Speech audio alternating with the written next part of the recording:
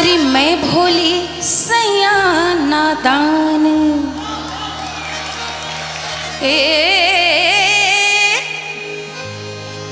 ऐसी विपत पड़ी गुइया कछु ना समझे अजान। हो ए सैया मिले लड़कैया मैं का करूं, सैया मिले लड़कैया मैं का करूं, सैया मिले लड़कैया मैं का करूं, सैया मिले लड़कैया मैं का करूं, सैया मिले लड़कैया मैं का करूं, सैया मिले लड़कैया मैं का करूं, हाँ सैया मिले लड़कैया मैं का करूं, सैया मिले लड़कैया मैं का करूं।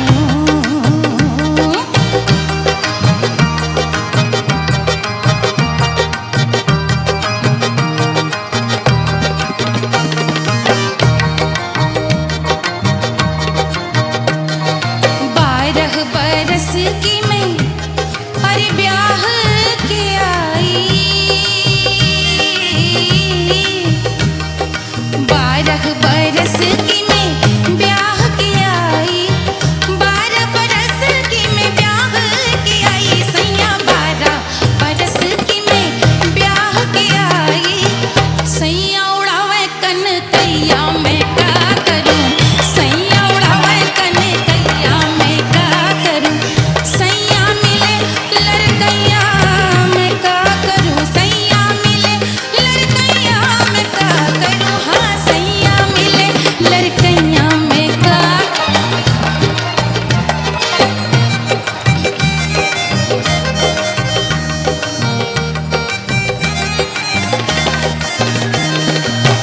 ओ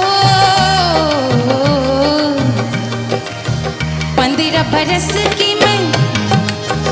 अरे गौने पे आई,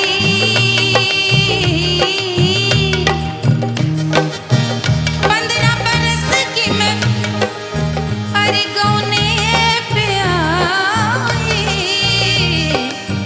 15 बरस की मैं 15 बरस की 15 बरस की मैं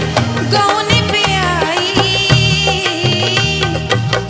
सैया छुड़ावे मुझसे भैया मैं का करूं, सैया छुड़ावे मुझसे भैया मैं का करूं, सैया मिले लड़कैया मैं का करूं, हाँ सैया मिले लड़कैया मैं का करूं, सैया मिले लड़कैया मैं का करूं, सैया मिले लड़कैया मैं का करूं।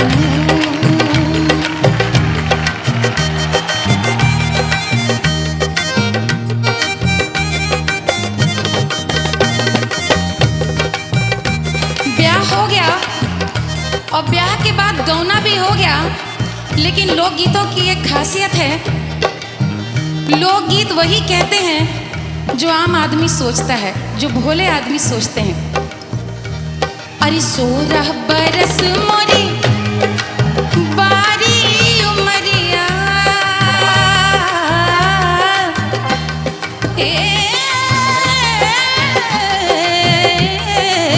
16 बरस गुइया 16 बरस की 16 बरस मोरी बारी उमरिया,